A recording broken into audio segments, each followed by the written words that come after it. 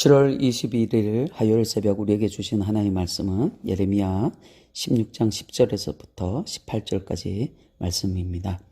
내가 이 모든 말로 백성에게 말할 때에 그들이 내게 묻기를 여호와께서 우리에게 이 모든 큰 재앙을 선포하심은 어찌 됨이며 우리의 죄악은 무엇이며 우리가 우리 하나님 여호와께 범한 죄는 무엇이냐 하거든. 너는 그들에게 대답하기를 여호와께서 말씀하시되 너희 조상들이 나를 버리고 다른 신들을 따라서 그들을 섬기며 그들에게 절하고 나를 버려 내 율법을 지키지 아니하였음이라. 너희가 너희 조상들보다 더욱 악을 행하였도다. 보라, 너희가 각기 악한 마음의 완악함을 따라 행하고 나에게 순종하지 아니하였으므로 내가 너희를 이 땅에서 쫓아내어 너희와 너희 조상들이 알지 못하던 땅에 이르게 할 것이라. 너희가 거기서 주야로 다른 신들을 섬기리니 이는 내가 너희에게 은혜를 베풀지 아니함이라 하셨다 하라. 여호와의 말씀이니라. 그러나 보라, 날이 이르리니 다시는 이스라엘 자손을 애굽 땅에서 인도하여 내신 여호와께서 살아계심을 두고 맹세하지 아니하고 이스라엘 자손을 북방 땅과 그 쫓겨났던 모든 나라에서 인도하여 내신 여호와께서 살아계심을 두고 맹세하리라. 내가 그들을 그들의 조상에게 준 그들의 땅으로 인도하여 드리리라. 여호와의 말씀이니라. 보라, 내가 많은 어부를 불러다가 그들을 낫게 하며 그 후에 많은 포수를 불러다가 그들을 모든 산과 모든 언덕과 바위 틈에서 사냥하게 하리니 이는 내 눈이 그들의 행위를 살펴보므로 그들이 내 얼굴 앞에서 숨기지 못하며 그들의 죄악이 내 목전에서 숨겨지지 못함이라. 내가 우선 그들의 악과 죄를 배나 갚을 것은 그들이 그 미운 물건의 시체로 내 땅을 더럽히며 그들을 가증한 것으로 내 기업에 가득하게 하였음이라. 아멘. 우리가 계속해서 예레미야서를 보고 있습니다. 지금까지 보았던 것처럼 예레미야의 주요 메시지는 유다의 멸망입니다. 바벨론에 의해서 완전히 멸망되고 그리고 70년 후에 회복될 것이라는 메시지입니다. 유다가 멸망하게 되는 가장 큰 이유는 유다가 하나님께 범죄하였기 때문입니다. 하나님은 죄에서 돌이킬 것을 그들에게 수차례 경고하셨습니다. 그럼에도 저들은 죄에서 떠나지 않았습니다. 도리어 하나님을 대적하고 하나님께서 보내신 선지자들을 핍박하고 죽였습니다. 여러분, 하나님 앞에서 가장 심각한 죄가 무엇인지 아십니까? 인간은 죄로 완전히 부패한 본성을 가진 죄인이라는 것입니다. 그래서 그런 부패한 본성을 가진 죄인들은 연약하고 부족한 것이 많아서 실수도 할 수도 있고 때로는 죄를 지을 수도 있습니다. 그런데 문제는 자신의 죄가 드러났음에도 불구하고 그것을 인정하지 않는 것입니다. 당시 유대인의 태도가 그랬습니다. 10절을 보시길 바랍니다. 내가 이 모든 말로 백성에게 말할 때에 그들이 내게 묻기를 여호와께서 우리에게 이 모든 큰 재앙을 선포하시면 어찌 됨이며 우리의 죄악은 무엇이며 우리가 우리 하나님 여호와께 범한 죄는 무엇이냐 하거든. 여러분, 이 10절 말씀이 무슨 뜻인지 아십니까? 예레미야가 하나님의 말씀을 받고 백성들의 죄를 지적하자 저들이 지금 이렇게 이야기하는 것입니다. 우리가 우리 하나님 여호와께 범한 죄는 무엇이냐? 라고 되는 것입니다. 한마디로 자기들은 억울하다라는 것입니다. 우리가 뭐 그리 큰 죄를 지었다고 이렇게 혹독한 벌을 우리에게 주시냐라고 따지는 것입니다. 여러분, 이것은 말라기 선지자 때에도 이와 유사한 것이 나옵니다. 말라기 선지자가 내 이름을 멸시하는 제사장들아 라고 하나님의 말씀을 가지고 그들을 책망합니다. 그러자 그들이 이렇게 말합니다. 우리가 어떻게 주의 이름을 멸시하였나이까 라고 항변합니다. 그리고 저들은 하나님의 마음을 아프게 하고도 라고 하는 그 선지자의 메시지를 듣고 우리가 언제 하나님의 마음을 아프게 했습니까? 완악한 말로 하나님을 너희들이 대적하고 우리가 무슨 말로 하나님을 대적하였단 말입니까? 라고 도리어 되돌았던 자들입니다. 자신의 죄를 인정하지 않습니다. 가장 심각한 죄의 형태를 나타내고 있는 것입니다. 사랑하는 성도 여러분, 저와 여러분은 고난의 때에, 환난의 때에, 아니면 하나님으로부터 죄를 지적받았을 그때에 하나님께 더 겸허히, 더 낮아짐으로, 더 겸손히 나갈 수 있기를 바랍니다. 결코 우리 가운데 강팍함이 있어서는 안 됩니다. 그리고 중요한 것은 그런 시간을 주신 하나님의 진정한 뜻을 물어보시기를 바랍니다. 여러분, 사무엘서에 보면 이스라엘 백성들이 블레셋과의 전투에서 졌을 때 자신들의 영적 상태, 자신들의 어떤 잘못됨을 돌아보려 하지 않고 오직 하나님의 법궤만을 들고 전쟁터로 나갔던 적이 있습니다. 여러분, 하나님은 고난의 시간에 우리와 말씀하고 싶어 하십니다. 우리와 더욱더 가까워지기를 원하십니다. 그래서 여러분, 고난의 시간은 하나님의 말씀을 듣는 시간입니다. 고난의 시간에 기도와 말씀 묵상으로 하나님께 더 가까이 나가시는 여러분이 되시기를 주님의 이름으로 축원합니다. 다시 본문으로 돌아가셔서 유다 백성들은 자신들이 왜 고난을 당해야 하느냐고 이렇게 묻고 있는데, 이 물음에 이제 그들이 왜 고난을 당해야 하는지에 대해서 오늘 본문은 말씀하고 있습니다.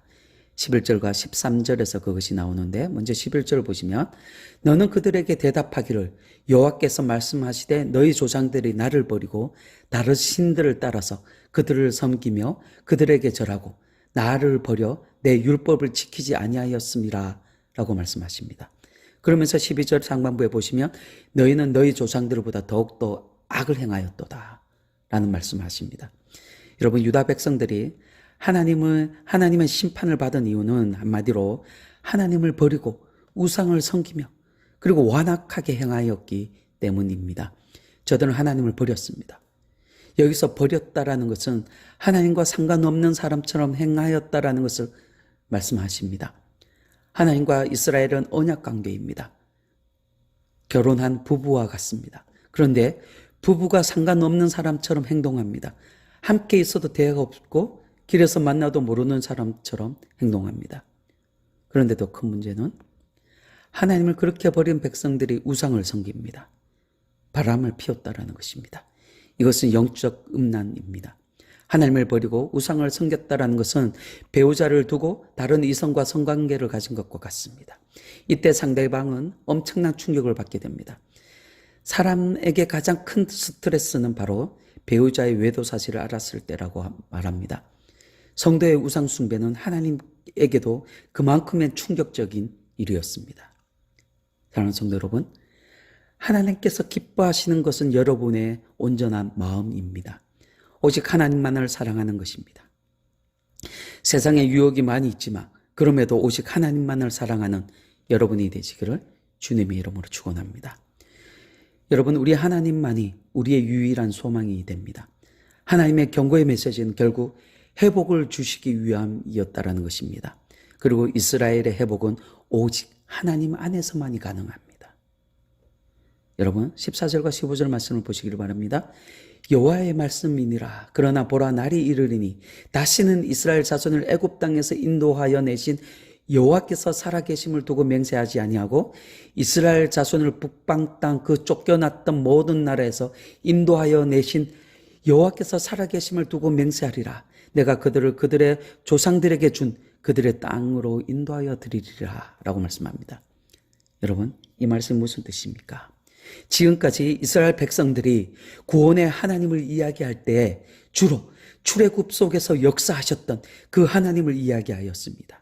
그러나 이제는 바벨론에서 구원해 주실 그 하나님의 이름으로 행동하게 될 것을 말씀하고 있는 것입니다. 이 말씀은 바벨론에게 멸망되어 포로로 잡혀가게 되겠지만 결국 회복하게 될 것이라고 말씀하고 있는 것입니다. 하나님의 강력한 능력으로 애굽에서 나와 가나안 땅에 이스라엘을 세웠던 것처럼 이제 바벨론에서도 비록 그곳에 멸망되고 70년 동안 포로로 갇혀 있을지라도 그래도 그들을 다시 회복시키셔서 해방시키셔서 새로운 이스라엘을 가나안 땅에 건설하게 될 것을 말씀하고 있는 것입니다. 그리고 이 말씀은 지금까지 저들에게 하나님은 성경 속에 역사하셨던 하나님, 오랜 세월 전에 역사하셨던 하나님이었습니다. 하지만 이제부터는 자기들의 삶 속에서 역사하신 하나님을 만나게 될 것을 말씀하고 있는 것입니다. 그동안은 출애굽이라는 역사적인 이야기를 성경에서만 보았다라면 이제부터 하나님이 자기들을 어떻게 회복시키시고 그리고 자기들에게 자유함을 어떻게 주시며 그 가운데 자기들의 자유를 어떻게 누리게 될 것인지 직접 저들이 하나님을 경험하게 될 것을 말씀하고 있는 것입니다. 사랑하는 성도 여러분, 우리 하나님은 성경 안에서만 존재하시는 하나님이 아니십니다. 추상적이고 종교적인 그런 하나님이 아니십니다. 우리 하나님은 실존하신 하나님이십니다. 우리의 삶 속에서 깊이 관여하시고 우리의 삶을 주관하시는 그런 하나님이십니다. 여호와 하나님이 오늘 여러분과 함께 하십니다. 우리와 함께 하시어 우리의 길을 인도하십니다. 여러분, 그래서 우리가 하나님을 아는 것이 중요합니다. 하나님을 바로 아는 것이 중요합니다. 하나님께서 그렇게 원하셨던 것은 이스라엘이 하나님을 바로 알기를 원하셨습니다.